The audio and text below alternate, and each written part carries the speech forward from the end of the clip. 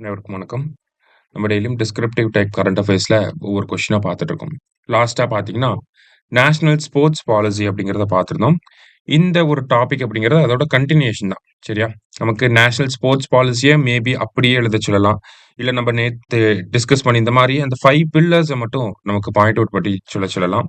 So அந்த point 5 pillars அப்படிங்கிறது தனியா ஒரு பார்ட்டாவும், இம்பார்ட்டன்ஸ் ஆஃப் ஸ்போர்ட்ஸ் அப்படிங்கிறத ஒரு பார்ட்டா கேட்கலாம். சேலஞ்சஸ் ஆஃப் ஸ்போர்ட்ஸ்ன்னு கேட்கலாம். இல்ல இனிஷியேட்டிவ்ஸ் அப்படிங்கிறத கூட கேட்கலாம். ஸோ அது எல்லாத்துக்கும் காம்ப்ரிஹென்சிவா ஒரு ஆன்சர் இங்க இருக்கு.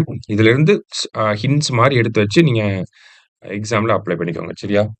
ஸோ ஃபர்ஸ்ட் என்ன குடுத்திருக்காங்க அப்டின்னா, importance of sports to economic and social development. Revenue generation and economic growth first one. சரிங்களா? ஏன் ரெவென்யூ ஜெனரேஷன் அப்படிங்கிறது பார்த்தீங்கன்னா, நமக்கு சிக்னிஃபிகன்ட்டான ஸ்போர்ட்ஸ் ஈவென்ட் எல்லாமே நடக்கிறப்ப நெறைய ரெவென்யூ ஜெனரேட் ஆகும். எக்ஸாம்பிள்க்கு இப்ப கத்தார்ல ஃபுட்பால் வேர்ல்டு கப் நடந்து முடிஞ்சது. ஏன் நம்ம ஐபிஎல் நடக்கிறப்பயே பார்த்தீங்கன்னா, நெறைய ரெவென்யூ ஜெனரேட் ஆகும். அதனால ஒரு எக்கனாமிக் குரோத் அப்படிங்கிறது ஏற்படுது. சரிங்களா? அதுதான் இங்க சொல்ல வராங்க. அடுத்தது infrastructure development and job creation அப்படின்னு சொல்லி குடுத்திருக்காங்க. இதுல பார்த்தீங்கன்னா, இப்ப Qatar world cup best example அதுதான். சரிங்களா? கத்தார் வேர்ல்டு கப் நடந்தப்ப, கத்தார்ல வேர்ல்டு கப் நடத்த முடியுமா? அதுவும் ஃபுட்பால் வேர்ல்டு கப் நடத்த முடியுமா? அப்படின்னு சொல்லி ஒரு பெரிய கொஸ்டின் மார்க் இருந்துச்சு. இருந்தாலுமே அத பண்ண முடியும் அப்படின்னு சொல்லி அவங்க காட்டியிருப்பாங்க. நெறையா ஏர்போர்ட்ஸ் எக்ஸ்பேண்ட் பண்ணாங்க. நெறைய குடியிருப்புகள வந்து ஏற்படுத்தி குடுத்திருந்தாங்க. ஃபுட்பால் இன்ஃப்ராஸ்ட்ரக்சர வந்து டெவலப் பண்ணியிருப்பாங்க. ட்ரெய்னிங் ஃபெசிலிட்டீஸ வந்து கொண்டு வந்திருப்பாங்க. ஸோ இதனால ஒரு ஜாபும் கிரியேட் ஆகுது. அந்த உள்ளூர் இன்ஃப்ராஸ்ட்ரக்சருமே டெவலப் ஆகுது. அடுத்ததா பார்த்தீங்கன்னா, நம்ம ஸ்போர்ட்ஸ ப்ரமோட் பண்றது மூலியமா, அதுல ஹெல்த் பெனிஃபிட்ஸ் அப்படிங்கிறது அதிகமா இருக்கு. ஓகேங்களா?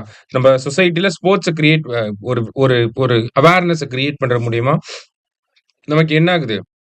பிசிக்கல் ஆக்டிவிட்டி அப்படிங்கிறது அதிகமாகுது. இப்ப ஒண்ணும் இல்ல. இப்ப இந்தியாவுல ஃபுட்பால் வேர்ல்டு கப் நடக்குதுன்னு எடுத்துப்போமே. நம்ம ஊர் சின்ன பசங்க எல்லாருமே ஆளுக்கு ஒரு கையில ஃபுட்பால வாங்கிட்டு விளையாட ஆரம்பிச்சுருவாங்க. இல்லையா? ஸோ இது வந்து ஒரு பிசிக்கல் ஆக்டிவிட்டிய கிரியேட் பண்ணுது. இந்த பிசிக்கல் ஆக்டிவிட்டி அப்படிங்கிறது கரண்ட்டா இப்ப இருக்கக்கூடிய சொசைட்டில ரொம்ப தேவைப்படக்கூடிய ஒரு விஷயமாவும் இருக்கு. அடுத்ததா சோசியல் கொஹீஷன் அண்ட் இன்டகிரேஷன் அப்படின்னு சொல்லி குடுத்திருக்காங்க.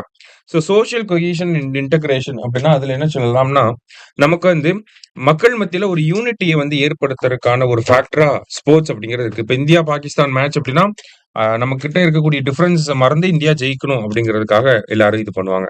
ஸோ அந்த மாரியான ஒரு எக்ஸாம்பிள் இந்த இடத்துல கோட் பண்ண முடியும். அடுத்தது யூத் டெவலப்மென்ட் அண்ட் எஜுகேஷன்.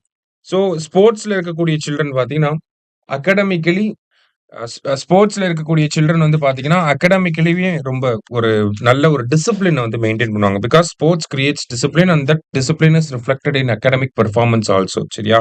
ஏன்னா, அந்த ஒரு டிசிப்ளின்டான ஒரு விஷயத்த வந்து அவங்கனால அதர் ஏரியாஸ் ஆஃப் தேர் எஜுகேஷன்லயே அவங்கனால கொண்டு வர முடியும். அத தான் குடுக்குறாங்க. ஸ்கில் டெவலப்மென்ட் அப்படிங்கிறது இருக்கும். அது எல்லாமே இங்க சொல்லலாம். சரியா? அடுத்தது promoting social inclusion and reducing discrimination. Sports அப்படிங்கிறது டிஸ்கிரிமினேஷன கம்மி பண்றதுக்கு ஒரு பெஸ்ட் பிளாட்ஃபார்மா இருக்கும். இப்ப ஒரு ஒரு ஜாதிய வன்முறை அதிகமா இருக்கக்கூடிய ஏரியால ஒரு ஸ்போர்ட்ஸ் டீம கிரியேட் பண்ணுங்க. அந்த டீமுக்குள்ள எல்லா ஜாதியினரும் இருப்பாங்க. அப்ப அந்த இடத்துல ஜாதிய மறந்து அந்த இடத்துல டீம் மேட்டா அந்த இடத்துல மாறிருவாங்க. ஸோ இதுவுமே ஒரு முக்கியமான விஷயம். இந்த இடத்துல பார்த்தீங்கன்னா, நம்ம பாராலிம்பியன் அவன் இலேக்ராவோட சக்சஸ பத்தி குடுத்திருக்காங்க. ஓகேவா? ஸோ இது வந்து ஜெண்டர் டிஸ்கிரிமினேஷன், காஸ்ட் டிஸ்கிரிமினேஷன் தாண்டி நமக்கு டிஃபரெண்ட்லி ஏபிள்டு பீப்பிளையுமே இன்க்ளூட் பண்ற இன்க்ளூஷன் அங்கேயுமே ஏற்படுது அப்படிங்கிறத நம்ம புரிஞ்சுக்க முடியுது. அதே மாரி boosting tourism and international investment. So ஒரு மேஜர் ஈவென்ட் வந்து நம்ம ஊர்ல நடக்கிறப்ப காமன்வெல்த் கேம்ஸ் வந்து நடந்திருக்கும் முன்னாடி. அத தாண்டி பார்த்தீங்கன்னா, அத தாண்டி பெரிய அளவு ஈவென்ட்ஸ் வந்து நடக்கல. ஸ்டில் கிரிக்கெட் வேர்ல்டு கப்பே நடக்குது அப்படிங்கிறப்ப, ஃபாரின் ஃபேன்ஸ் வந்து இந்தியாவுக்கு வருவாங்க. வர்றப்ப அவங்க வந்து மேட்ச் மட்டுமே பார்க்க வரமாட்டாங்க. டூரிசம் அப்படிங்கிறதையுமே வந்து அவங்க சுத்தி பக்கத்துல இருக்க ஊர்களுக்கும் போயிட்டு வருவாங்க. அப்ப அதுவுமே வந்து ஒரு எக்கனாமிக் ஆக்டிவிட்டி கிரியேட் பண்ற மாரி தான் இருக்கு. சரியா? இப்ப இந்தியன் ஸ்போர்ட்ஸ்ல என்ன சேலஞ்சஸ்லாம் இருக்கு அப்படின்னு சொல்லி பார்த்தோம்னா, ஃபர்ஸ்ட் அண்டர் டெவலப்டு இன்ஃப்ராஸ்ட்ரக்சர் அப்படின்னு சொல்லி குடுத்திருக்காங்க. ஸோ நம்மளோட இன்ஃப்ராஸ்ட்ரக்சர் ரொம்ப அண்டர் டெவலப்டா இருக்கு. ஸ்போர்ட்ஸ் இன்ஃப்ராஸ்ட்ரக்சர் அப்படிங்கிறது ப்ராப்பர் ஸ்டேடியம்ஸ் இல்ல, ப்ராப்பர் ட்ரெய்னிங் ஃபெசிலிட்டீஸ் இல்ல. நெறைய ஸ்போர்ட்ஸ்க்கு வந்து ஒரு பேசிக் ரெக்வயர்மென்ட்டே இல்லாம இருக்கு. ஸோ இந்த மாதிரியான விஷயங்கள். கோச்சிங் இன்ஃப்ராஸ்ட்ரக்சர் இல்ல, கோச்சஸே இல்லாம இருக்காங்க. இதெல்லாமே ஒரு டிஃபிகல்ட்டியா இருக்கு. அடுத்தது talent identification and nurturing. So அடிமட்ட அளவுல இருந்து ட்ரெய்னிங் குடுக்கணும். இப்ப வெளிநாடுகள்ல இப்ப ஃபுட்பால்க்கு எக்ஸாம்பிள்க்கு எடுத்துக்கிட்டீங்கன்னா, சின்ன வயசுல இருந்தே அந்த ஃபுட்பால் கிளப்ல சேர்த்து விட்டு அந்த டேலண்ட்ட டெவலப் பண்ணுவாங்க. ஸோ அந்த மாதிரியான ஒரு டேலண்ட் ஐடென்டிஃபிகேஷன் அப்படிங்கிறது இந்தியால இல்லாம இருக்கு. அந்த கிராஸ் ரூட்ஸ் லெவல் அடிமட்டத்துல இருந்து அந்த டெவலப் பண்ணிட்டு வரணும். ஓகேங்களா? இன்னமுமே பார்த்தீங்கன்னா, ஸ்போர்ட்ஸ்லாம் எதுக்குப்பா? அப்படிங்கிற ஒரு மென்டாலிட்டி தான் பல பேர் வீட்ல வந்து இருந்திருக்கும். சரிங்களா? நீங்களே ஒரு கேம் நல்லா விளையாண்டுருப்பீங்க. இருந்தாலுமே படிப்பு தான் முக்கியம் அப்படி இப்படின்னு சொல்லி நம்மள மைண்ட மாத்தி விட்டுருப்பாங்க. ஸோ அந்த மாதிரியான ஒரு சொசைட்டல் திங்கிங்குமே அதுக்கு ஒரு காரணமா தான் இருக்கு. இந்தியன் ஸ்போர்ட்ஸ்ல அதுவுமே ஒரு சேலஞ்சா தான் இருக்கு. அடுத்து ஃபண்டிங் அண்ட் ஸ்பான்சர்ஷிப் பெரிய அளவுல பார்த்தீங்கன்னா, நெறைய ஸ்போர்ட்ஸ் இந்தியாவுல அண்டர் ஃபண்டடா தான் இருக்கு. உதாரணத்துக்கு பார்த்தீங்கன்னா, கிரிக்கெட் இந்த மாதிரியான ஒரு சில கேம்ஸ்க்கு மட்டும் தான் நல்ல ஃபண்டிங் அப்படிங்கிறது இருக்கு. அதர் தேன் தட் நெறைய ஸ்போர்ட்ஸ் வந்து பார்த்தீங்கன்னா, இந்த ஃபண்டிங் அப்படிங்கிறது ஒரு பெரிய பிரச்சனையாவே இருக்கு. அதனாலேயே பெரிய அளவுல இன்ஃப்ராஸ்ட்ரக்சர் டெவலப் பண்ண முடியாம இருக்கு. அடுத்தது ஜெண்டர் டிஸ்பாரிட்டி அப்படிங்கிறது நம்மளோட ஸ்போர்ட்ஸ்ல இருக்கு அப்படிங்கிறத குடுத்துருக்காங்க. அத நம்ப ஏத்துக்க முடியும். ஓகேங்களா? பெரிய அளவுல ஜெண்டர் டிஸ்பாரிட்டி அப்படிங்கிறது இப்ப தான் நம்ம அட்ரஸ் பண்ண ஆரம்பிச்சிருக்கோம். ஆனா ஸ்டார்ட்டிங் டைம்லலாம் இருக்க தான் செஞ்சது. அடுத்தது புவர் ஸ்போர்ட்ஸ் கவர்னன்ஸ். ஸோ இந்த நெறைய டிஃபரெண்ட் ஸ்போர்ட்ஸ்க்கு ஸ்போர்ட்ஸ் ஃபெடரேஷன்ஸ் வந்து இருப்பாங்க. பாக்ஸிங் ஃபெடரேஷன் இருப்பாங்க, பேட்மிண்டன் ஃபெடரேஷன் இருப்பாங்க, பிசிசிஐ இருக்காங்க. சில பிசிசிஐலாம் பார்த்தீங்கன்னா, வெல் ரன் ஆர்கனைசேஷனா இருக்காங்க. ஆனா மத்த ஸ்போர்ட்ஸ் ஃபெடரேஷன்ல எல்லாம் கரப்ஷன் இருக்கு. ஒரு அட்மினிஸ்ட்ரேட்டிவ் டிலேஸ் இருக்கு. ப்ராப்பர் டிசிஷன் மேக்கர்ஸ் வந்து இல்லாம இருக்காங்க. ஸோ இந்த மாதிரி அந்த ஸ்போர்ட்ஸ்க்கே சம்மந்தமே இல்லாத ஒரு ஆள் வந்து அந்த ஸ்போர்ட்ஸ் ஃபெடரேஷனோட ஹெட்டா இருக்காரு. ஸோ இந்த மாதிரியான விஷயங்களுமே வந்து ஒரு இம்பாக்ட்ட கிரியேட் பண்ணுது. சரிங்களா? அடுத்ததா பார்த்தீங்கன்னா, லேக் ஆஃப் ஸ்போர்ட்ஸ் கல்ச்சர். இந்தியாவ பொறுத்தவரைக்கும் பார்த்தீங்கன்னா, ஒரு சில ஸ்போர்ட்ஸ தாண்டி பெரிய அளவுல நம்ம ஸ்போர்ட்ஸ்க்கு பிரியாரிட்டீஸ் குடுக்க மாட்டேங்கிறோம். ஓகேங்களா? பிரைமரி லெவல்ல படிப்போம். பிடி பீரியட்ல விளையாடுவோம். அதுவும் 6த்துக்கு அப்புறம் பார்த்தீங்கன்னா, ஃபுல் அண்ட் ஃபுல் இந்த நீட், ஜேஇஇ அந்த மாதிரியே நம்ம ஹிந்தி டியூஷன் அனுப்புறது. இப்படிதான் நம்மளைய வந்து வளர்த்திருப்பாங்களே ஒழிய, "விளையாட போ" அப்படின்னு சொல்லி பெருசா விளையாட போனாலே அடிக்கக்கூடிய விஷயம் தான் நம்ம வீட்ல எல்லாம் நடந்திருக்கும். சரியா? ஸோ அந்த மாதிரி ஒரு ஸ்போர்ட்ஸ் கல்ச்சர் இல்லாம இருக்கிறதுமே ஒரு பெரிய டிராபேக்கா தான் இருக்கு. அடுத்து சோசியோ எக்கனாமிக் பேரியர்ஸ் அப்படின்னா, டேலண்டட் அத்லெட்ஸா இருப்பாங்க. ஆனா அவங்களுக்கு வந்து ஃபினான்சியல் சப்போர்ட் இல்லாத காரணத்தினால என்ன பண்ணிருவாங்க, அவங்க ஒரு அகாடமிக்குள்ள மாறிருவாங்க. இல்ல வேலைக்கு போயிருவாங்க. அந்த மாதிரியான விஷயங்கள்லாம் இருக்கு. அடுத்தது நேரோ ஃபோக்கஸ் ஆன் ஃபியூ ஸ்போர்ட்ஸ் அப்படின்னு சொல்லி குடுத்துருக்காங்க. பேட்மிண்டன் ஒரு நல்ல எக்ஸாம்பிள். கிரிக்கெட் அப்படிங்கிற ஒரு நல்ல எக்ஸாம்பிள். இத தாண்டி டைவர்சிஃபைடான ஒரு அட்டென்ஷன் அப்படிங்கிறது இந்தியன் ஸ்போர்ட்ஸ்ல இல்லாம இருக்கிறது. சரிங்களா? அடுத்தது mentality and lack of sports psychology அப்படின்னு சொல்லி குடுத்துருக்காங்க. ஓகேங்களா?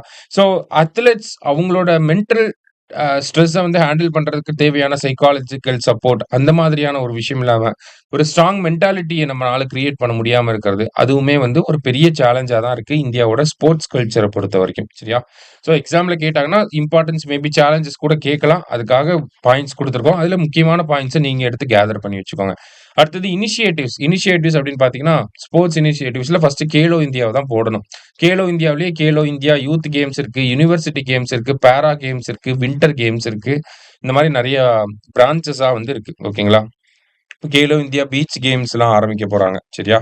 அடுத்ததா பார்த்தீங்கன்னா, அ கீர்த்தி அப்படிங்கிற ஸ்கீம் இருக்கு. Khelo India rising talent identification அப்படின்னு சொல்லி சொல்லுவாங்க. ஓகேவா?